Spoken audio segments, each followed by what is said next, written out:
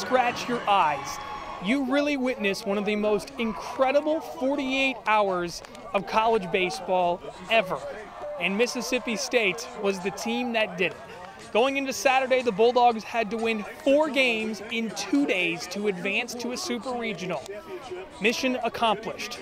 The Cardiac kids do it again, and it went all the way into the wee hours of Tuesday morning as the Bulldogs used an incredible, remarkable comeback against Southern Miss to win 8-6 and advance to the super regional.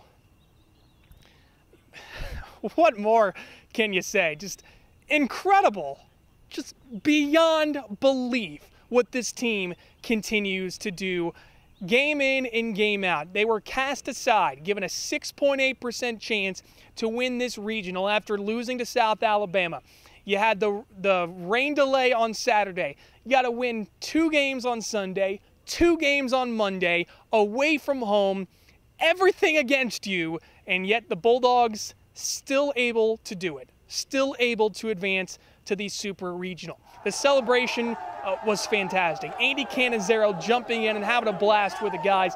Even the team taking a page out of Vic Schaefer's playbook and going up the ramp in the hill to see and celebrate with the Mississippi State fans. Wes Ray's even in there. And you guys remember Wes Ray being part of that 2013 Omaha team.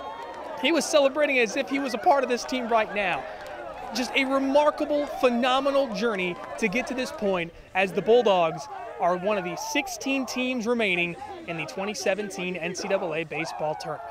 Wow, guys. Oh, my gosh. What an incredible win for our players tonight. And just, you know, everything about this day and everything about this game tonight, it just summarizes who we are as a team. You know, nobody thought we would still be playing right now. Nobody outside of our locker room, nobody outside of our coaches' offices or our program. You know, I just think a lot of people thought it was, you know, the 2016 Mississippi State Bulldogs won the league. They lost so many players. What are they going to do? And here we are.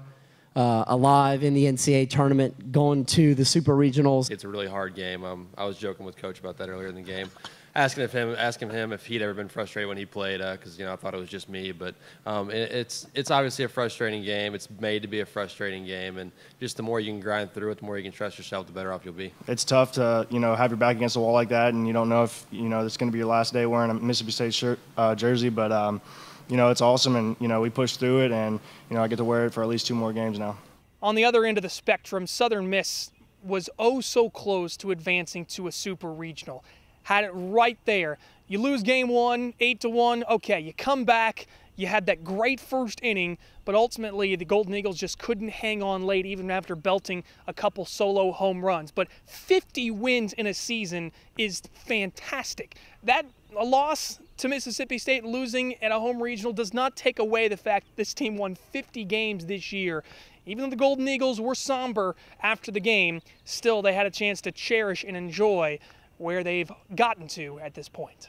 What I don't want to lose in this whole thing is, yes, our season ended today, but what a great season it was for these young men that are sitting next to me and all their teammates. It's a very, very special group that I will always be grateful for, and the Southern Miss fan base should be too. Never forget these guys right here, and what this coaching staff did for me. They gave me an opportunity to play Division I baseball, and that was 4 of the funnest years of my life. And now we turn our attention to Mississippi State, moving on to the Super Regional, which more than likely will be in Baton Rouge starting next weekend. And yes, the Bulldogs know LSU quite well. Their head coach was LSU's assistant coach last year. Bulldogs got swept by LSU in the last series at the, now old, Dudy Noble Field. MSU has wanted this. They wanted another crack at the LSU Tigers, and they will get it coming up this weekend. They've been talking about this for a while as well. I'd be lying to you if I said we didn't talk about it and think about it. And, we're just LSU is a special place, like everybody knows it is. And it's going to be an incredible atmosphere next weekend. But the cool part about it is our guys are ready for it. Our guys are excited. They're not going to be scared. They're not going to be intimidated, and show those guys how much better we have gotten in the last couple of weeks since the last time we played them.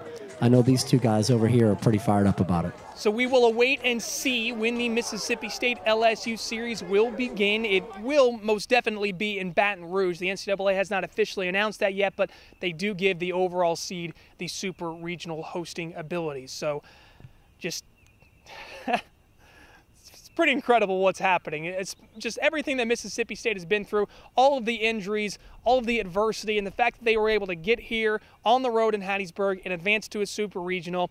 You just can't say enough about what this team has done to get to this point in winning their 40th game of the year. And maybe the best part of the celebration was Andy Cannizzaro celebrating, having big bear hugs with his brother Lee and his father Gary. Gary, also known as Cat Cannizzaro, played in the mid-'70s here at Southern Miss.